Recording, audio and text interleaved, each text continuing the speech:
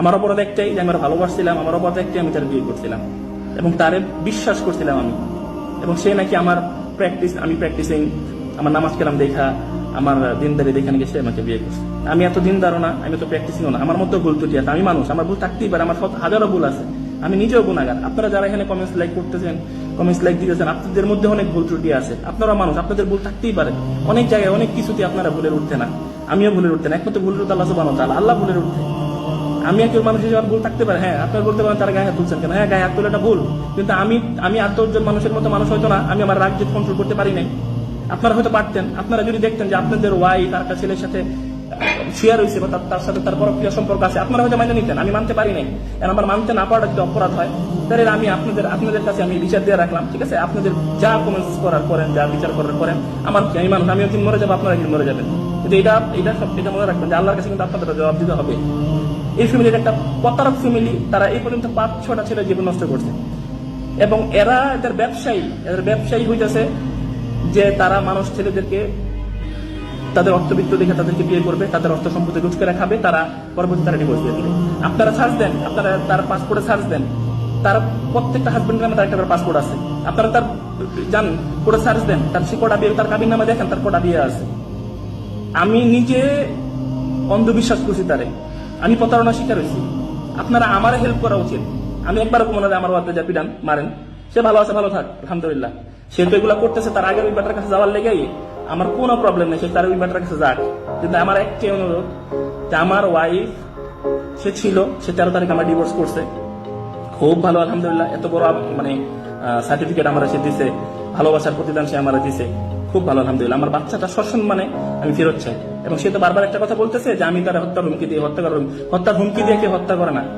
আমরা ডিজিটাল যুগের পোলা পাই না, আমরা যদি হত্যা করতাম তাহলে সেদিনই তারা করতে পারতাম, হত্যা কিন্তু করিনি, হত্যার উদ্দেশ্যে যাইও নাই, হত্যা করিও নাই, হত্যা করা মামলা আমার নামে নাই।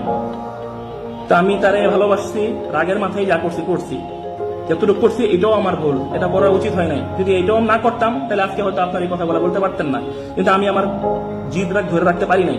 আমি জানি না আপনারা কে আপনারা এই পরিস্থিতিতে আপনাদের জিদ রাগ ধরে রাখতে পারতেন, কে আমি জানি না। হয়তো একটা বেশি করতেন, না হলে একটা কিছু কম হলেও করতেন।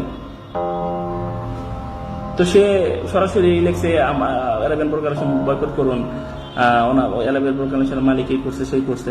আসলে মানুষের দিকে আঙ্গুল উঠানোটা সহজ, কিন্তু সত্যটা কি এটা যাচাই করা কিন্তু প্রত্যেকটা মানুষেরই দরকার। যারা কথা বলবেন এই কমেন্টস গুলোর জন্য কিন্তু আল্লাহর কাছে জবাব দিতে হবে যে আপনারা কমেন্টস করছিলেন।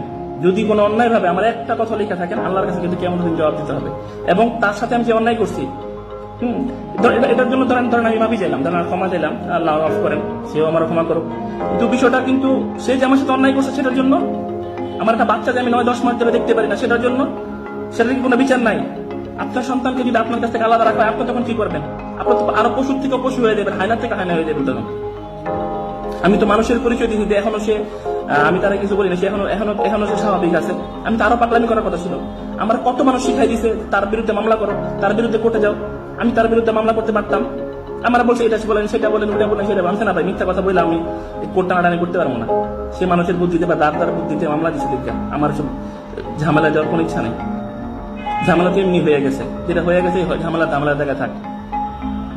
এখন আমার একটা বাচ্চা বাবার পরিচয় ছাড়া বড় হইতেছে, আরেকজনকে সে বাবা ডাকানোর প্ল্যান করছে, এবং সে আমার আগে সে রিফাতকে 2বার ডিভোর্স করছে, রিফাতার আগে সে আরো 2টা বিয়ে করছে, এবং এর আগে কয়টা করছে আল্লাহ ভালো জানে। তার এক পাসপোর্ট, এক বয়স, তার কয়টা ফেসবুক আইডি, এগুলো দেখেন। আমার তো একটা ফেসবুক আইডিও নাই। আমি বিয়ে করছি, এটি আমার দোষ। এখন তার মতো মেয়েরে আসলে যদি মানুষ রক্ষিতা বানায় রাখে, সেই ক্ষেত্রে খুবই প্রশংসিত হয় দেখলাম, কিন্তু বিয়ে শাদী করলে খুবই নিন্দিত এবং দোষের মধ্যে পড়ে একটা ছেলে মানুষ। তাহলে এই সমাজে কি মানুষ ভালো কাজ করবে না, বিয়ে শাদী করবে না, শুধু সবাই মানে রক্ষিতা বানায় মেয়েদেরকে রাখবে?